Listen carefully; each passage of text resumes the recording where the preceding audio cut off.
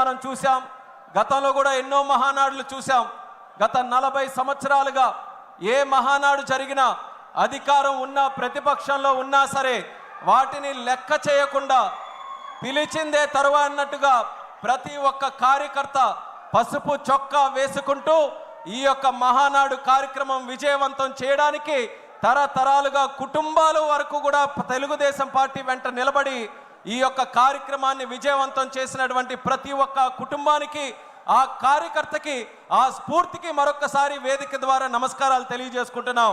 అలాగే గత 12 సంవత్సరాలుగా నేను చూస్తున్నటువంటి మహానాడుల్లో కూడా అతి ముఖ్యమైనటువంటి కార్యక్రమంగా ఎంతో ఆసక్తిగా ఎదురు చూసే కార్యక్రమం, గతంలో ప్రతిపక్షంలో ఉన్నప్పుడు 2022లో ఒంగోలులో ఒక కార్యక్రమం చేస్తే ఆ మహానాడు ద్వారా కార్యకర్తలందరికీ కూడా ధైర్యం నింపి పంపించినటువంటిది మన మహానాడు కార్యక్రమం.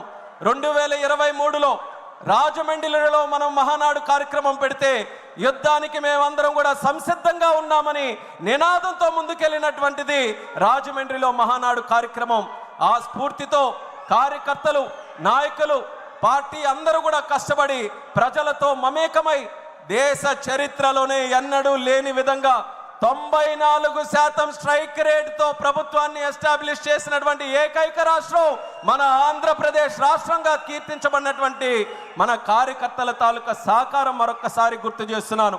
కడపలో మొట్టమొదటి మహానాడుగా కడప గడపకు పసుపు తోరణం కట్టి ఈరోజు ఎంతో వైభవంగా ఈ యొక్క కార్యక్రమాన్ని ముందుకు నడిపిస్తున్నాం.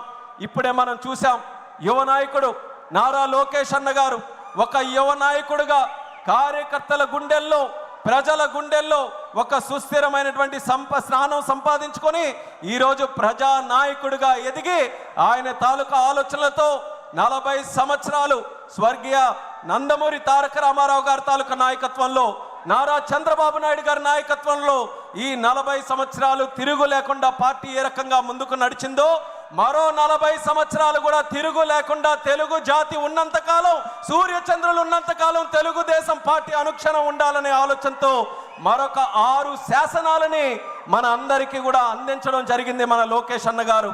ఆ యొక్క శాసనాలని తీర్మాన రూపంలో ప్రవేశపెట్టి ప్రతి ఒక్క కార్యకర్తకి కూడా ఒక దశ నిర్దేశం చేసే విధంగా ఈ యొక్క మహానాడులో ఈ 6 తీర్మానాలు కూడా ముందుకు నడిపిస్తున్నాం. అందులో మొట్టమొదటి తీర్మానం కార్యకర్తే అధినేత అన్నటువంటి తీర్మానం. ఇప్పుడే లోకేష్ అన్న గారు చెప్పారు, కార్యకర్తకి ఎటువంటి ఆపద వచ్చినా, కార్యకర్తకి ఏ కష్టం వచ్చినా నేను ఎప్పుడు కూడా ఉంటానని ధైర్యం ఇస్తూ, అలాగే భవిష్యత్తులో కూడా ఆ కార్యకర్తకి పార్టీ ఎల్లప్పుడూ కూడా నిల్చుంటుందనే ఆలోచనతో ఈ యొక్క తీర్మానాన్ని ప్రవేశపెడుతున్నాం. ఈ తీర్మానాన్ని ప్రవేశపెట్టవలసిందిగా మన మంత్రివర్యులు, యువ నాయకులు కొల్లు రవీంద్ర గారిని మాట్లాడవలసిందిగా కోరుతున్నాం. మన సోదరులందరికీ కూడా ముందుకు వచ్చి స్టేజ్ దగ్గరలో ఉన్న వాళ్ళందరూ కూడా సభా మర్యాదని కాపాడుతూ క్రమశిక్షణతో ప్రతి ఒక్కరు కూడా అందరూ కూడా కూర్చోవలసిందిగా మరొకసారి విన్నపించుకుంటూ సభని మళ్ళీ లంచ్ తర్వాత మళ్ళీ ప్రారంభోత్సవం చేసుకున్నాం. చాలా విజయవంతంగా మొదటి భాగం మనం పూర్తి చేసుకున్నాం. రెండో ఈ భాగం కూడా ఎంతోమంది వక్తలు ఉన్నారు, మంచి మంచి ఆసక్తి అనేటువంటి తీర్మానాలు ప్రవేశపెట్టబోతున్నారు. మీరు కూడా ఉత్సాహంగా ఈ యొక్క కార్యక్రమాన్ని విజయవంతం చేసి క్రమశిక్షణతో నడవాలని మరొకసారి ప్రతి ఒక్కరికి కూడా కోరుకుంటున్నాను. అందరికీ నమస్కారం.